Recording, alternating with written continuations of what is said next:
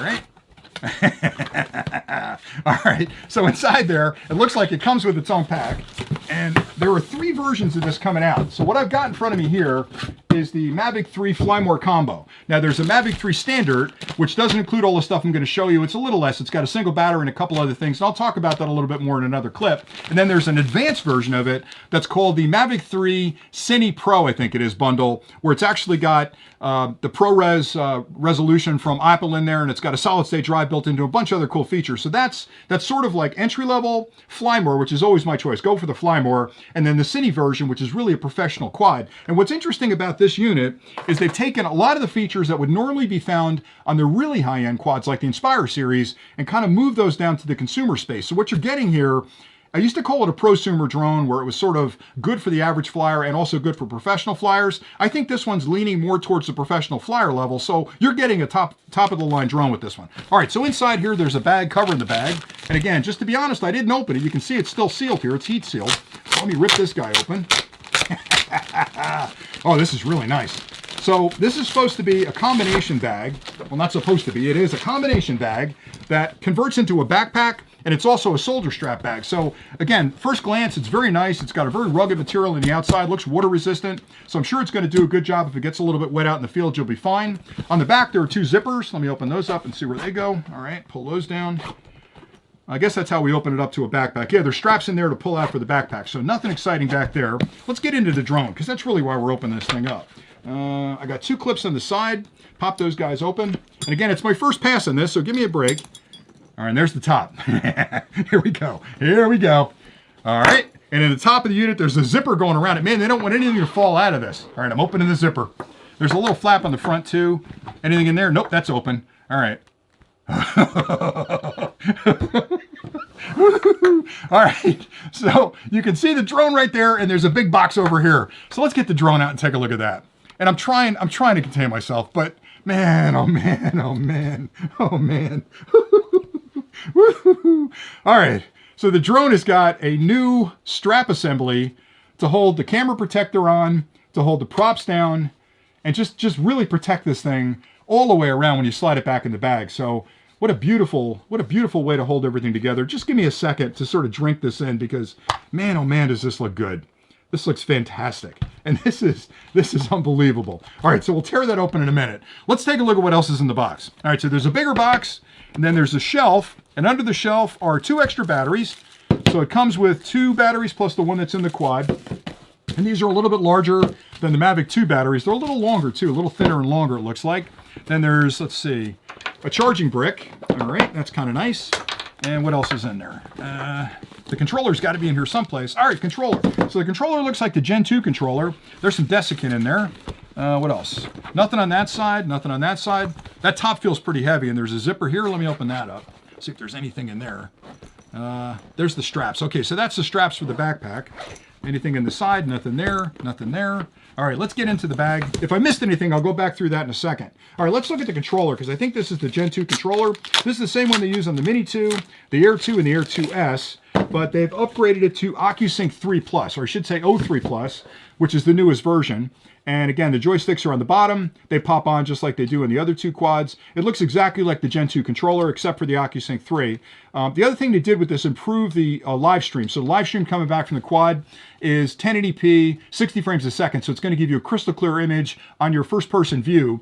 The quad will fly 46 minutes, which means it's going to be up in the air for a long time on a single charge. The other thing is they've improved the distance. So with the new OcuSync 3 or the O3, it can now fly 15 kilometers away, which is, I think in rough estimates, about 9 miles, 9.3 miles, which is way beyond your visual line of sight. So if you're flying it, don't fly that far, because you're breaking the visual line of sight rules. But knowing I've got that strong signal means I can fly around obstructions, I can fly near trees, and not worry about the signal breaking up. So anyway, OcuSync tech there, or O3 tech there. All right, let's look at the batteries next, because I really am curious about these. These are 5,000 milliampere hour batteries, which have a huge energy density. And there's the battery. Okay, it comes through sleeping, because again, it's core technology that has to be woken up through a charge. So you get 2 batteries plus the one that's in the quad, which is really nice.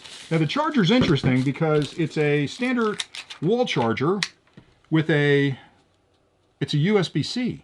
There's a USB-C connection on it. So there must be a way to charge the drone batteries either on their own or in some type of hub. So we'll get into that in a little bit, and I wonder if I can charge it through the drone as well. That would be interesting to see if that were the case. So let me see if I can get this loose, because I don't want to break anything here. I borrowed this from DJI. Okay, that flap on the top snaps off like that, and it looks like everything just pulls off the front. Okay.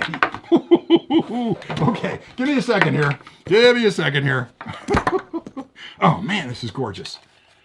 This is really, really nice. Really, really nice. Oh, the arms are changed too. So the way the arms fold out is different than the original Mavic products. No, it's not. It's the same. Okay, they fold down and around like that. But one thing I can notice right away, number one, look at that gorgeous camera on the front there. So I've got the 1/4 sensor on the bottom and the 1/2" sensor on the top, which has got the zoom built into it. And boy, it looks very industrial. They've really upgraded the look of that. But one thing I'm noticing right out of the gate is that these arms look a lot thinner and a lot further out. And the props look a little bit different as well. I guess they're not that much different than they were in the Mavic 2, but I'll get into all that in a little bit. I'll do comparisons side by side, but man, has it got a good look to it. Very industrial look there. And the batteries on the back pop out like this, just like the old ones, so they slide in from the back. They don't go in from the top like the Mavic 2 do. And they've got sensors all the way around it. So there are 2 sensors up front, there's 2 sensors on the top, 2 sensors on the bottom, and there's a dual set of sensors on the bottom here as well, or I should say on the back. And those are binocular sensors. And that's important because in previous generations, they're using infrared sensors to the side, and those can get kind of faked out in really sunny environments. By having binocular sensors on there, it can zero in on a surface and draw a 3D pattern of what the surface looks like, and also gauge very accurately how far away from that surface they are. So using the binocular sensors really improves the ability of this quad to not only chase you through the woods, but also avoid trees as it's chasing you. All right, so there's the drone. Let me get some of this stuff out of the way here. Man, you're going to be in the air later today, buddy. All right, so let's see what's in here. All right, a bunch of manuals. That's going to be cool. I always recommend reading the manuals. I know it's a really boring exercise. I don't know, but sit down and read the manuals because there's always good information in there that will give you details on how to fly the quad, how to protect the quad, how to charge the quad, all that kind of stuff. Quick start guide, accessory user guide, warnings about the battery, and safety instructions. Again, read through all those. It'll give you a lot of really good detail. All right, what else is in here? Oh, I know what that is. Let's see what else is in here. Okay, got connection cables, which is kind of cool. What else is in there? All right, not sure exactly what that is. Let's take a look. Oh, it's a filter set. They built a filter set. They've actually got a set of filters for the front of the unit. So I'll tear into that in a little bit. Here's another charging cable. Looks like a USB-A to a USB-C. Okay, that was really nice. What else have we got? Looks like a ton of, there's a ton of propellers. So you've got a 2, 4, 6, 8. There are 8 spare propellers. So that should be 2 full sets of propellers. And they've got connection cables for, let's see here, a USB-C to a USB-C to USB-C to micro, and there's one on the controller already that's USB-C to Apple. So no matter what kind of device you're using, a phone or a tablet, you've got connection cables for all those different types of devices. All right, let me get that out of the way. I want to look at this hub real quick. Is there anything else in there? Oh, a spare set of joysticks for the top. So that's nice to include those. I promise you're going to lose your joysticks. It's just something that happens because they're so tiny. And a guy like me that's got big, goofy fingers, when I unscrew these, invariably they're going to fall right on the ground and usually in the deepest grass possible. And they're going to be down there. I'm going to lose them. So it's nice they've included extra thumbs for the joysticks there. Let me get into this. This is the charging hub. Now, DJI has always done a really good job of releasing charging hubs that can charge multiple batteries in sequence. So I'm going to have to test this. I'm assuming based on the size of this charger that it's going to do, oh boy, I want to hit the drone there. It's going to do the same that previous generations did with their charging hubs, where when you connect it up, it's got intelligence built into the charging hub, and it's going to look at all the drone's batteries that are plugged into it. It's going to find the one that needs the least amount of charge. It'll charge that one first. When that's full, it'll move on to the one that needs the least amount of charge next, and then finally the third one. And honestly, with a charger this size, there's not a good chance that it's going to do simultaneous charging on this. So it's not a big deal. I mean, you plug it in, it's going to walk its way through the drones and charge them all. One other thing I noticed is there's a USB-A connection right here that you can use the included USB-C cable with and charge the controller and the batteries at the same time. Of course, when you plug all that in, it's going to take longer to charge the batteries. So you might want to charge that separately with a separate charger, or you could use it for convenience to charge them all together. And I think that's pretty much it. The only thing I didn't open was the filter kit, and I'm going to break this if I force it. So let me not force that. I'll take a look at that when I do the closer look, but that's everything that's included with the kit.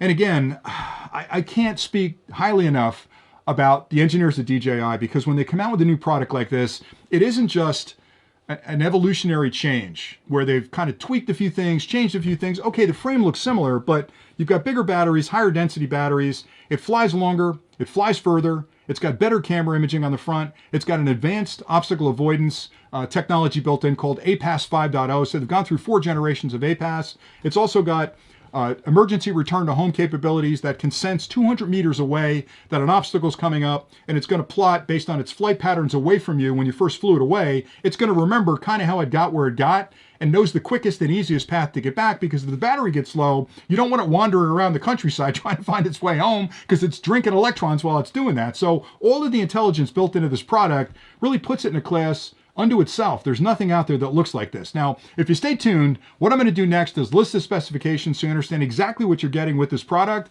Then I'll take a closer look at the drone and all of the accessories and explain exactly how they work together. And then I'll come back after I've had a chance to get outside and fly it a little bit with some initial impressions of the product, because I've got a lot of experience flying the original Mavic Pro, the Mavic 2, and a lot of other drones. I really want to compare the flight characteristics, the noise, the handling, all the things you care about as a pilot of this drone compared to the others. So I'll come back with a really short section at the end to give you my first impressions of the product. Now, I promise you there'll be other clips coming very soon that go into deeper details around the software and the flight characteristics and all the accessories for the product, and I'll do comparisons against other drones as well, just so you understand exactly what you're getting with the new Mavic 3. But stay tuned, we'll get into the specs next.